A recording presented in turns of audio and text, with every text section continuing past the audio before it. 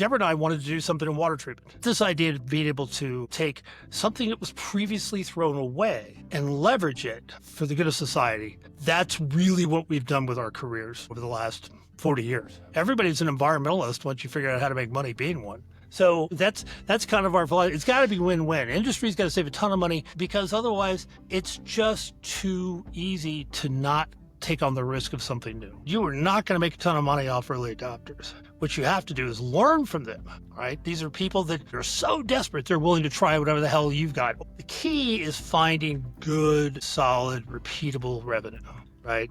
And that's where your market actually is. And that is not in startup. You can want to save the planet, but you got to sell stuff. People have to buy it. People have to adopt it. People have to want it. Otherwise, go work for an NGO. If you want to do Peace Corps kind of thing, that's great.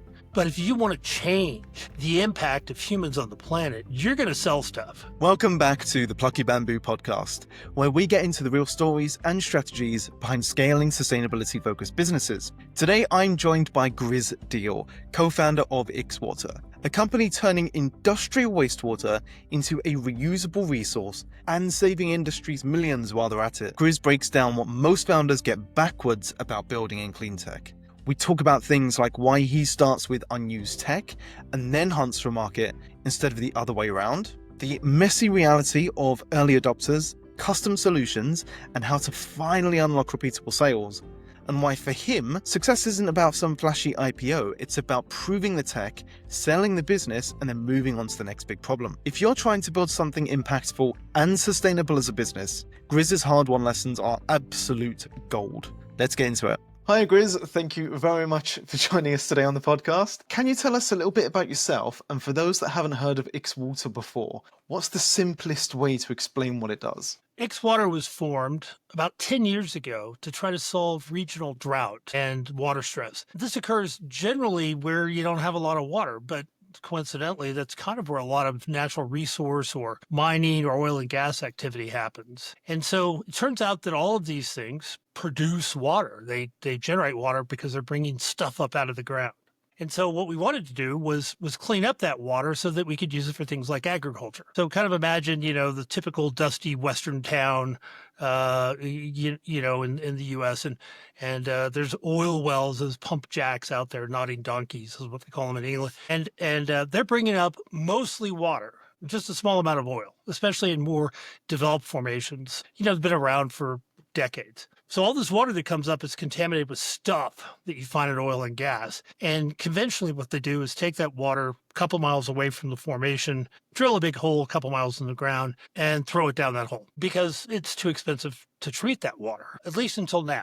So IxWater is all about treating industrial wastewater with really nasty things like benzene and xylene and arsenic that conventional municipal water, recycling water, sewage plants, they would never attempt to handle, and they're not set up to handle it. And so instead of throwing away this industrial wastewater, we're turning it into a resource, and we're doing it for less than it costs to throw the water away. And that's what's kind of key.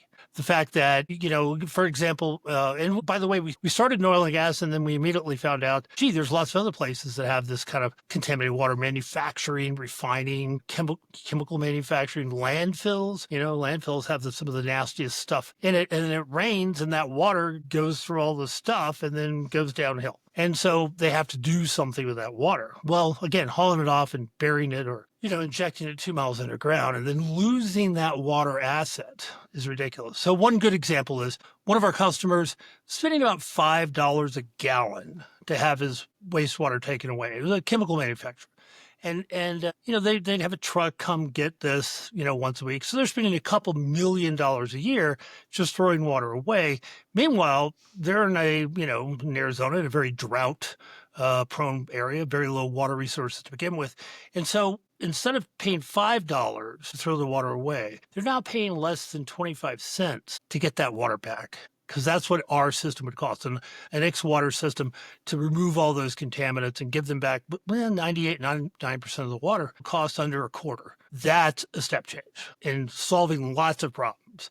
Industrial problems, cost of dealing with this kind of wastewater, but also now you've got all this extra water that you didn't have before. So maybe industry can create a closed water loop. Or in mining and oil and gas production, now we've got all this water that came up out of the ground. We can treat it and use it for things like agriculture, or just put it back into the water table. So you've been involved in your time in lots of different startups, starting businesses yourself. What made this problem worth spending so much time and effort on? So my sister Deborah has been my business partner for almost 30 years. And I've been commercializing tech since way back in 1992, all of it out of the U.S. Department of Energy, with some Russian and English labs thrown in for good measure. And so what we do is we take a scientist idea and we turn it into real commercial products. We don't do any, consumer stuff. Everything is B2B. Everything is heavy industry. We just find that to be a niche we love. So we've been in nuclear power, medical devices, lots of software, satellite telemetry, digital imaging. Really, it's about seeing what can be done with the technology out of the marketplace. So conventionally, what you would do is you'd say, there's a problem in the marketplace. I'm going to develop a product to solve that. When you've got tech laying around these national labs like we've had since really the Manhattan Project, you have tech and you're like, is this anything? Can I do something with this? And then you go looking for a problem to solve. So it's completely backwards, and it requires a whole different set of skills in order to do that. Well, in this case, Deborah and I wanted to do something in water treatment, and we didn't want to get involved in municipal sewage or drinking water or anything like that because, quite honestly, that's a lot of concrete and construction and chemical additives and stuff, and it's not very interesting to us. But this idea of being able to take something that was previously thrown away and leverage it for the good of society, that's really what we've done with our careers, over the last 40 years. What do you think has changed most in water or the clean tech space since you started? And what do people still totally misunderstand about the space? This is really interesting to me. So first of all, let's get some terms set out. People talk about green like it's a place you're going to, like it's a destination. To me, green is just a process, gradually doing better over time. When the automobile was introduced in New York City, it was a huge health and safety and environmental improvement over horses because they had 3- and 4-story tall piles of horse manure, and it was making people sick. So an automobile was clean compared to what had been done before. And so that's why, clean tech is always evolving. You always want to try to do a little bit better. I think what people generally miss, though, is that this is an opportunity for commerce. We're not saying to people, you can't throw away your water. You've got to recycle it. We would never do that. But if it makes monetary sense, everybody's an environmentalist once you figure out how to make money being one. So that's kind of our philosophy. It's got to be win-win. Industry's got to save a ton of money because otherwise it's just too easy to not take on the risk of something new. Think about oil and gas production. They've been pumping, basically digging holes in the ground and money flies out for 140 years. Well, now we're coming up and saying, hey, I know conventionally what you do is throw all that water away that comes up with the oil or the natural gas. And we'd like you to recycle it. No way you were going to change an industry that's already so full of risk. There's price risk, there's market demand risk.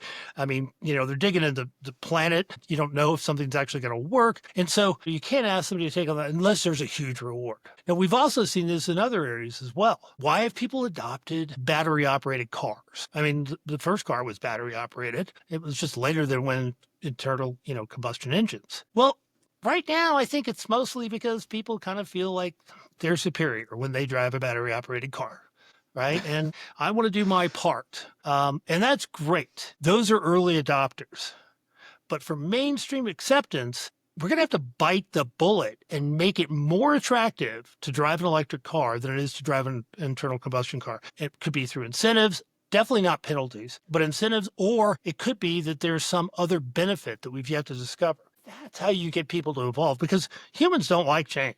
I mean, we're really kind of change averse. I love my Ford Explorer and I put a tank of gas in it every year. Why don't I have an electric car? Because I've got a 7-year-old Ford Explorer and my carbon footprint is less running it than it would be to throw it away and to get a new vehicle. So I'm going to run that thing until it's dead.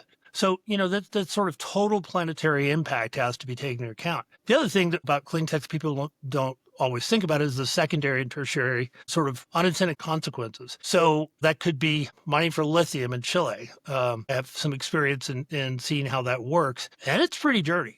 But we need that lithium for batteries. So what we've done is instead of dirtying up everywhere, if everybody went to electric cars, we're just dirtying up one place.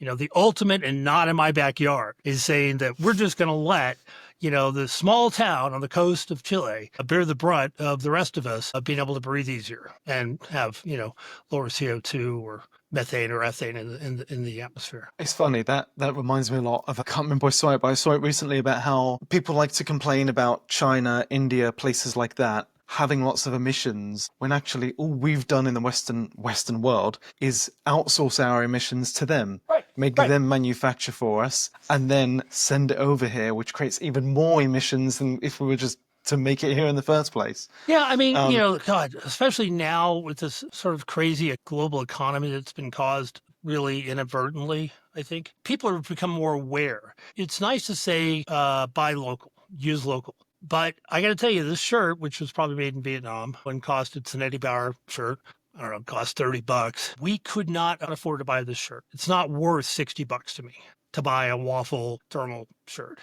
So moving it to a place that has cheaper labor is an obvious business thing to do. And that cheaper labor is getting moved. Middle class of China has grown immensely over the last 15 years. And so they're not always able to find people that are willing to work for, the kind of prices that we now expect. So it's moving to Vietnam or it's moving to the Philippines. I don't know, wherever. And that's sort of the way it happens. But that's the same way that the sort of outsourcing of negative things has been going on for a long time. Think about the slaughterhouses in Kansas City. There were centralized places to bring cattle in, to kill them, skin them, and then send them off to the East Coast. And that was instead of having a neighborhood slaughterhouse in Hoboken and another one in the Bronx. I mean, that sort of centralized, we're going to make a mess here is pretty human, but at least it's just here. And now what we've done, though, is we've kind of done that with the entire country. And when I say we, I mean the Western world. We have it extraordinarily well. I am extremely well-traveled. Deborah and our brother Lee and I, as kids, spent time in Okinawa. We've seen extreme poverty up close. We also come from the South. So we've seen extreme poverty up close. And this sort of generational establishment and sort of steadfast, stuck in that kind of poverty is eased up by more trade, more information, more communication. Isolating people is not going to do it. You look at the mobile phones in say, Brazil. They were going to drag telephone lines all across the jungle. And then the mobile phone became popular, and they're like, all right, well, let's put up cell towers. So what did they do? They limited a ton of environmental damage from plowing out half of the jungle. They provided much needed communication. It also means that those people that were previously remote are no longer remote, and they may decide to come to the city. So you kind of created another problem there, right? And so all of this is about balance. None of it's going to be perfect.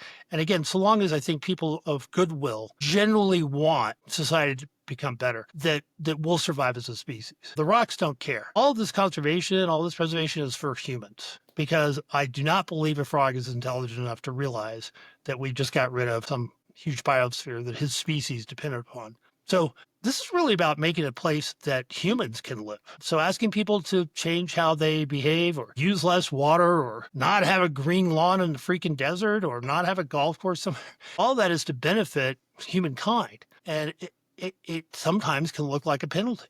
And that's kind of the problem. You have to incent people to do something. They have to have a vested interest in making a change. I want to move on to commercialization a little bit. Yeah. So a lot of founders I speak to struggle with starting from the beginning with like referrals, word of mouth, that sort of thing, and actually making things more repeatable. You have a lot of experience with this kind of thing. Are there any frameworks or tips that you might have for people watching? Okay, so there's a couple of frameworks, and you should go read Jeffrey Moore's book called Crossing the Chasm. It's from the 80s, but it still applies. And what that says is that, early adopters are crazy people, and they'll try anything. All right, so I'm summarizing what Moore said. And they're usually willing to pay a premium. And I'm one of those guys. Like, I had iPhone 1.0, I had an iPod 1.0, I had Real Networks put out a device, and we were stealing music back in the 90s. So I'm that guy. But most early adopters, most people who come in are doing so out of such desperation that they're not part of your mainstream crowd. Okay, so let's say that again. So it's almost like a guy who was living on the street gets stabbed, and he rushes into the hospital, and they sew up his stab wound.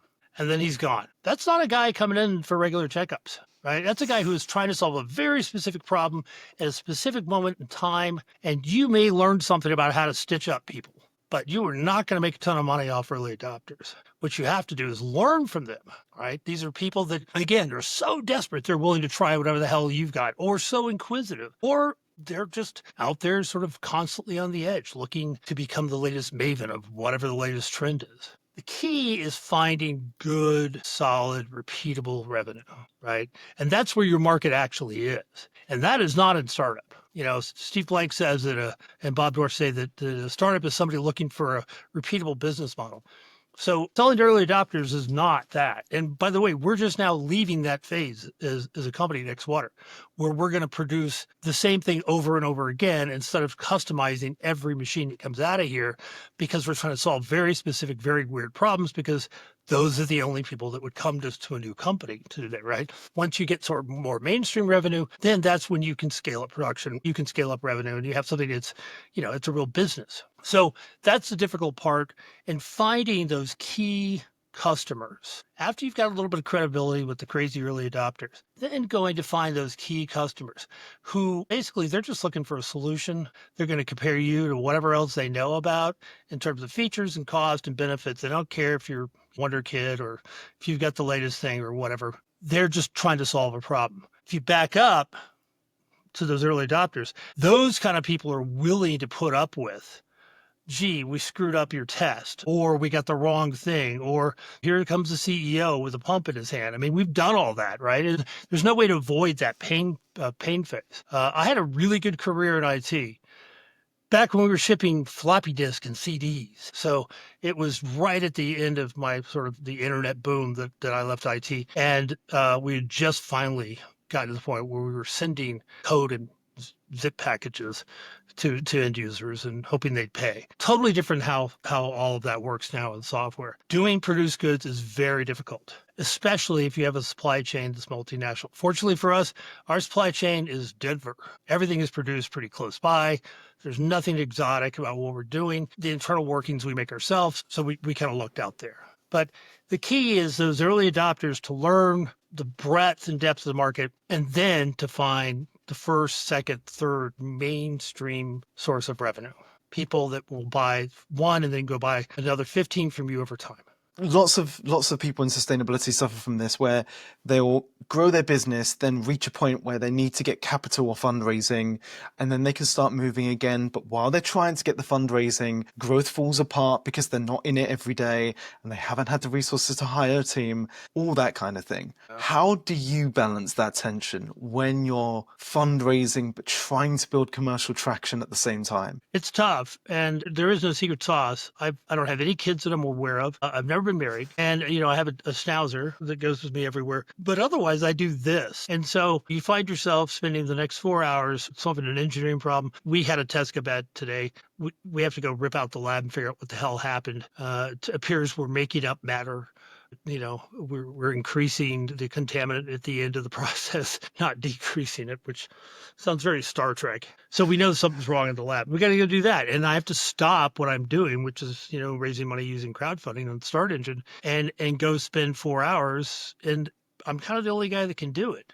So it requires that level of commitment. That's the only way that you can get through it. You can't mechanize or script your way out of it. People are constantly hitting me up. They're like, oh, I've got this new AI-based calendar, and it'll guess what you need to do next and all this stuff. And I'm like, look, my day starts with, let's do some email, and I might have a couple of meetings, but I have no idea what I'm doing today until something happens. And that's just the way it is when you are doing, rapid prototyping, trying to solve a bunch of problems simultaneously, living on the edge, asking people to go without paychecks.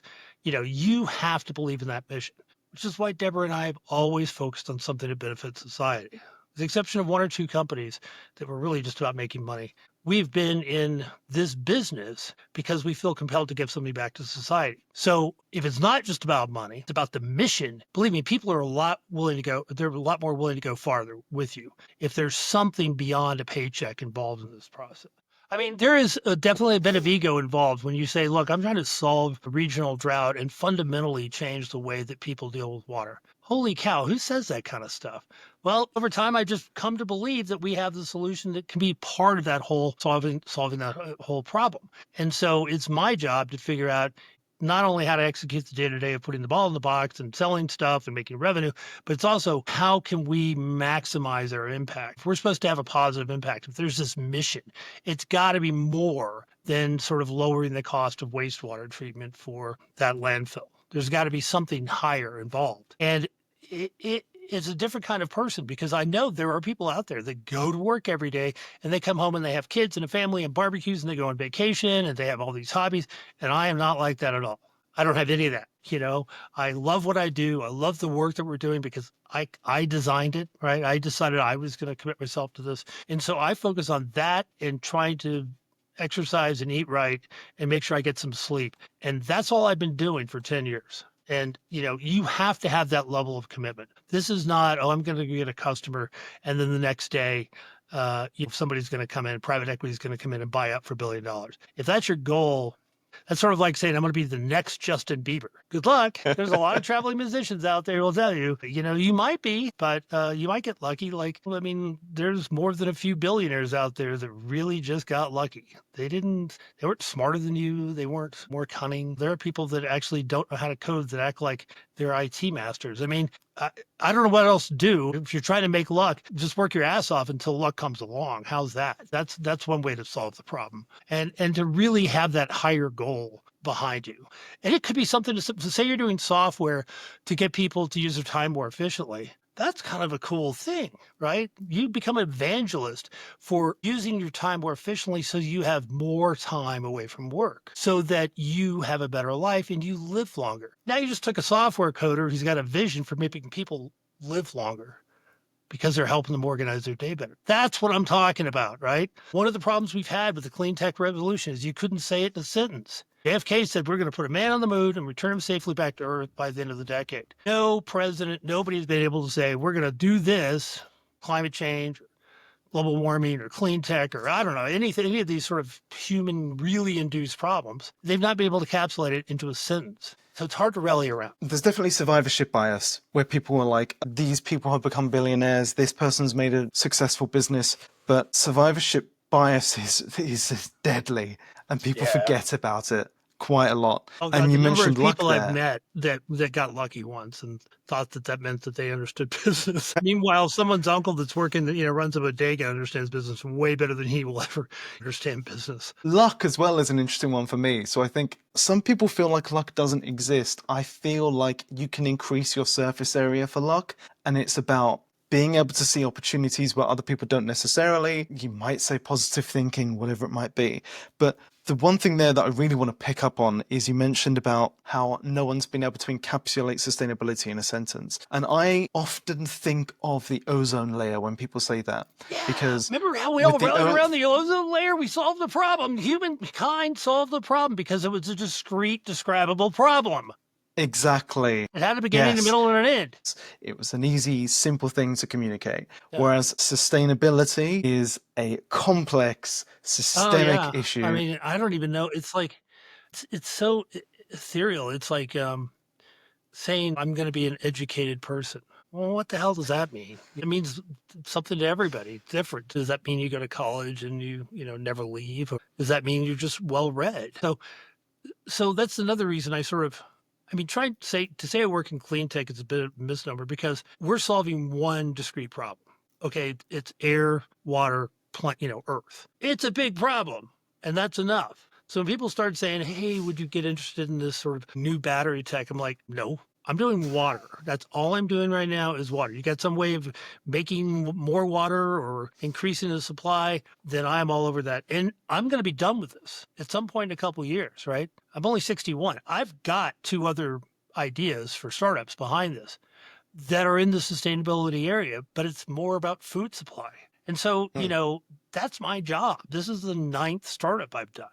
Half burned down, fell in the swamp like some Monty Python skit. The other half stayed up, generally made our investors some money. But it's the doing that's interesting to me.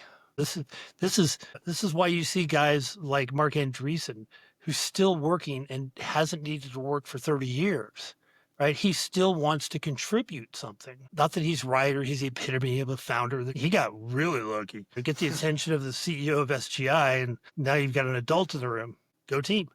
So I think you're right. You have to, work like hell while you're waiting for the luck to show up, because by doing that, you're open to luck, right?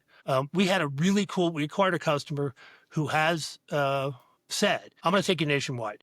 That was not luck. That was, or I don't know, it was nurturing a relationship over time and being upfront and not misrepresenting where you are as a company. Saying, okay, we know how to do that, but we're going to have to bring in somebody else to do this other thing because we only know how to do that. Especially something like water treatment.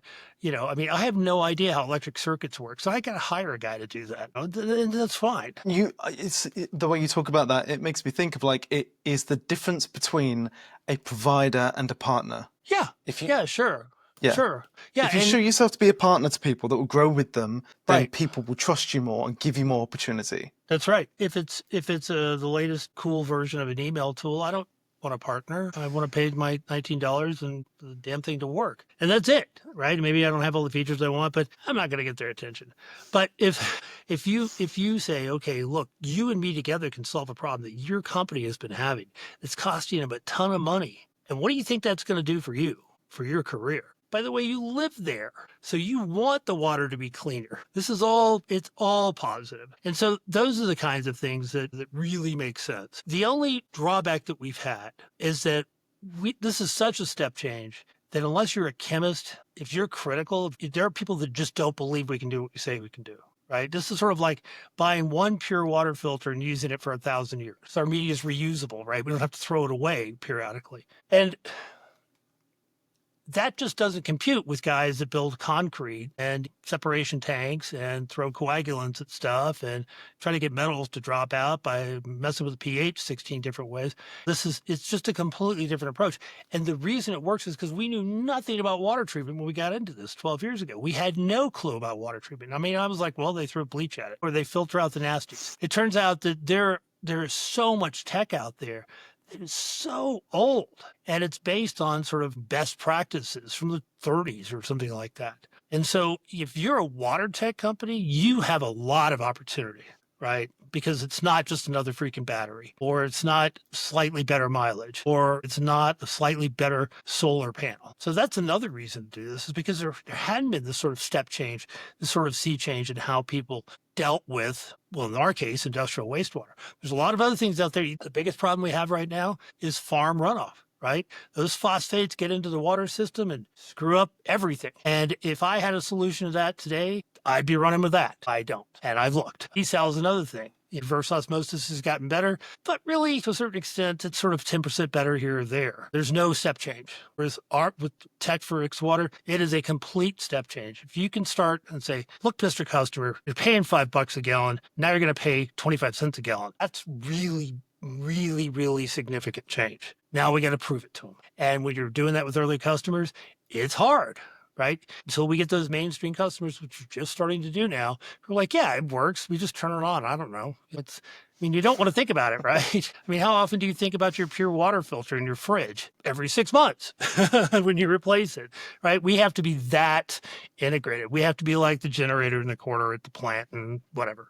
Yes, somebody's taking care of that. And magically, we have electricity. So we have to get to that point. What needs to be true for you to say IxWater is successful? Well, we're already successful. We're already saving lives. We're already reclaiming water. The question is how successful you want to be. I owe my 3,000 crowdfunded investors a good return on their investment. So what does that mean? 5 times, 10 times? I don't know what it means. It means whatever it means. But I also know that I owe them our talents where they are. I am not a put a ball in the box guy. And I've said this before. If it gets to the point where we need an HR manager, I'm done. Because I'm not going to be to run a company that's got so many people. We have to have an HR manager. That's not what I do. What I do is take a patent and turn it into a commercial product, validate the business plan, get the early customers, and get the hell out. And I learned 25 years ago with my first company, if I'd done that at the time, I would have made millions of dollars. But no, I wanted to be a CEO of a publicly listed company when I was 28 years old. So let's ride that internet wave all the way up and all the way back down in the trash can. I should have gotten out when the getting out was good. It's a different talent. the best acquisition for us is some large company that's already got manufacturing around the world. They already got sales teams. They know how to do this and how to scale. They have capital, right? That's how we spread our tech. And that's our goal, is to spread our tech and make a little money on the way. And if that's your attitude, then you don't get these visions of like ringing the stupid bell at the New York Stock Exchange. I mean, I don't care about that. That's not what I'm here to do. I think that's a status game. And I think at the other side, I think you're absolutely right when you say it's a different game being the CEO of a public listed company. I think it's, as an entrepreneur, if you're someone that wants to build things, the problem is when you become a CEO of a big company, it then becomes less about taking risks and trying things and more about being more risk averse. Things are working, let's not rock the boat. Right. So yeah, I completely get that. Well, and 25 years ago, I had black hair, clean shaven, and I wore a 3B suit when I was working in London. Now look at me. I've evolved. That's another thing a CEO needs to do. And you see this with the black hoodie, running around Silicon Valley, but you got to dress like your customers. You've got to understand your customers. So one thing that we did, and again, Steve Blank and Bob Dorff were famous for saying this, get out of the building. So before we even really got the company going, I went to Russia, Kazakhstan, China, Latin America, and Mexico, understanding what people are doing with industrial wastewater because we want to be a global company. And I also went around the U.S., but that's pretty easy. Just drive, But I spent essentially a year and a half on the road. And I wanted to understand what it was like to run an oil well, to work some system in a deep rock mine, how chemicals are actually made. So I had to go to school and all that. And I was fortunate that we had the money from our very early investors or seed investors for me to do that. I needed to go see the market to understand where their pain points were and how our solution could fit in with them. And that was fun and cool and full of everything but malaria. I mean, it was an exciting time. And then you come back and you go, okay, how can I solve most of the problems that I saw or some significant amount? I can solve them all, but how can I get our products to the point where we're worth some major portion of this vertical market? The market we're in is about $270 billion a year. That's just industrial wastewater. That's not drinking water. That's not municipal sewage. That's not runoff. That's not lakes, streams, and fields. It is an enormous market. So success for us is our product works, people want to buy it, and they want to buy it more than once, right? And then we're going to let somebody else scale it so that it goes global. That's their job. If you had one piece of advice for a sustainability founder, what would it be? Let's back that up a little bit. Somebody that wants to work in sustainability hopefully has an idea, but what they've got to realize is in the end, it's still a product or service, right? You got to remember what I said. You can want to save the planet, but you got to sell stuff. People have to buy it. People have to adopt it. People have to want it. Otherwise, go work for an NGO. If you want to do Peace Corps kind of thing, that's great. But if you want to change the impact of humans on the planet, you're going to sell stuff. And so it's got the same product requirements, competitive analysis, pricing, business model as everything else. Because it does this thing that helps society is not enough. I mean, it's just flat out not enough. It's like the medical field. I know a few doctors and I'm like, tell me about your business. They're like, well, my practice. I'm like, no, it's a business. You're providing medical services. Don't tell me you have a practice. I want to know that you already know how to do something, not that you're practicing to do it. You're running a business. Tell me about the business. And the medical field is especially, a group of doctors, often some office park. The business side is their least concern.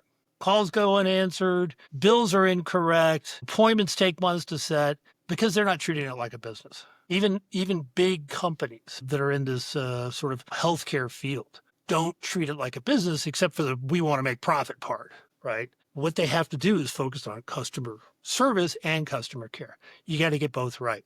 You can't just be a great surgeon. You also got to make sure that, the patient's ready for the operation, that there's the required follow-up, that the freaking paperwork is done, that somebody answers the phone. When's the last time you called a doctor and somebody answered the phone? My biggest gripe. I mean, that's the last thing, right? Like, we don't have to call for pizza anymore. And there are apps to contact your doctor, and some are okay. But ultimately, if you call a doctor's office, want to talk to somebody better pick up the damn phone, right? Not really a problem here. People email us all the time. So I guess my point in this thing is figure out what it is that you want to do to be a sea change, but realize that you're going to be running a business. And it's not for the faint of heart. If you're not ready to be the person that's out there and acting in a cutthroat manner and doing what's best for the mission, for your shareholders, for your employees, then maybe you should go work for somebody that's like that. And you bring that sort of societal mission side to it. It's possible to do both, but it is a different skill. And I think that's sort of like, clean tech is a lot of warm, fuzzy, early eating, Birkenstock wearing people. And that's not my perspective at all. It is the next generation of industry, right? Yes, it's going to be better for society, but people are not going to accept it unless we incent them to do that, unless there is some reason for them to change. And it could be a lower cost, it could be a better outcome, but it's not just feeling good. Don't tell me that a woman's working 3 jobs and somebody wants to change how they deal with drinking water in Flint, Michigan. They don't want to be doped, right? I'm busy surviving. So that incentive has got to be there, and you got to find it for everyone, because there's a lot of people missing that this is the greatest opportunity, I think, for humankind since the Industrial Revolution started. Like this sustainability movement, clean tech, green tech, whatever you want to call it, this is big money, and there's lots of opportunity. And it's going to happen with entrepreneurs, not with Exxon. Exxon will come in at the last minute when it's all safe and there's no risk. Grizz, thank you very much for your time today. I really appreciate it. For people that want to find out more about IxWater, go to IxWater. It's Roman numeral 9, so it's IxWater.com. Don't even have to put in the silly www, just IxWater.com. And we're named after a planet in Dune. If you're a Dune freak, Ix was where all the cool technology came from. So that's why we called ourselves IxWater. Grizz, thank you very much for your time. Thanks a lot, Chris. See ya.